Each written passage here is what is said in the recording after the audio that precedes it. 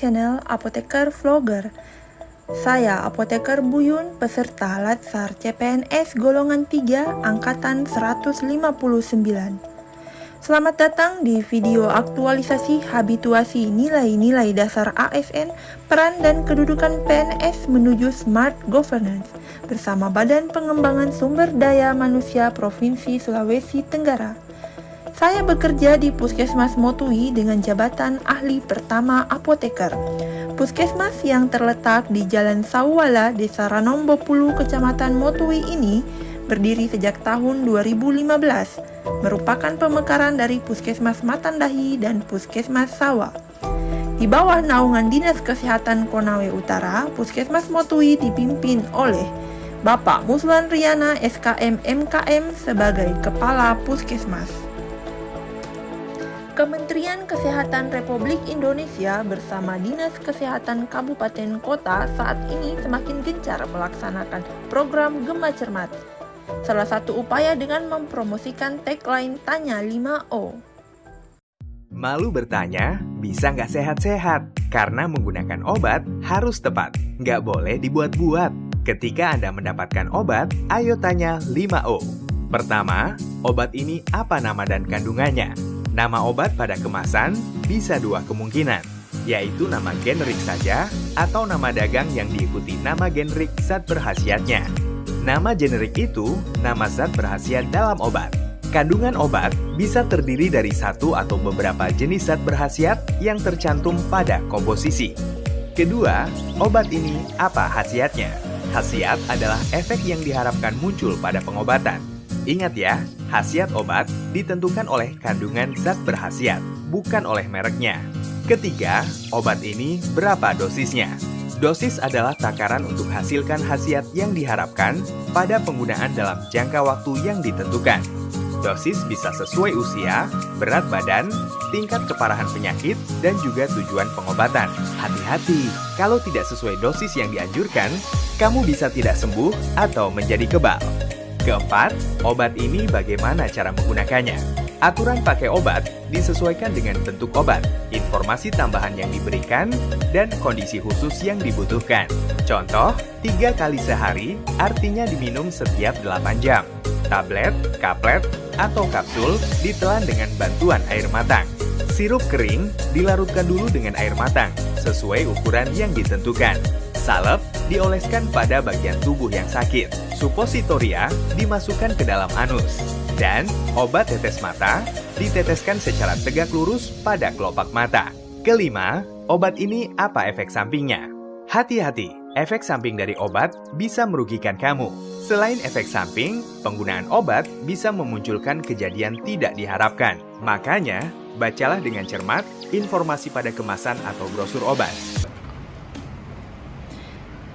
Demi mendukung program pemerintah meningkatkan derajat kesehatan melalui Gema Cermat, gerakan masyarakat cerdas menggunakan obat, serta menjalankan fungsi puskesmas dalam menyelenggarakan upaya kesehatan perorangan tingkat pertama, maka saya mengangkat judul optimalisasi kegiatan pelayanan informasi obat dengan Tanya 5O melalui media leaflet di Puskesmas Motui, Kabupaten Konawe Utara. Berikut adalah rangkaian kegiatan habituasi saya. Kegiatan 1. Melakukan konsultasi kepada pimpinan sebagai mentor. Diawali dengan menyiapkan bahan konsultasi terkait rencana kegiatan, kemudian meminta persetujuan mentor untuk melaksanakan kegiatan aktualisasi saya. Kegiatan 2. Membuat leaflet obat. Mencari referensi desain leaflet obat, serta menyusun materi yang akan dimuat dalam leaflet pelayanan informasi obat Tanya 5O. Selanjutnya, saya mulai mencetak dan memperbanyak leaflet pelayanan informasi obat.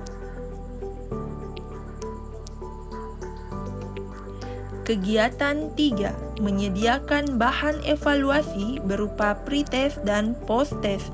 Hal pertama yang saya lakukan adalah menyiapkan susunan bahan evaluasi. Selanjutnya, melakukan konsultasi terkait bahan evaluasi yang telah saya susun.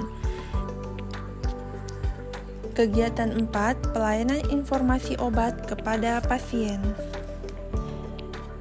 Pasien menjawab pertanyaan pretest. Selanjutnya, penyerahan leaflet disertai edukasi pelayanan informasi obat mengenai tanya 5O. 5 pertanyaan minimal yang harus terjawab atau diketahui sebelum seseorang mengonsumsi obat agar tujuan pengobatan tercapai.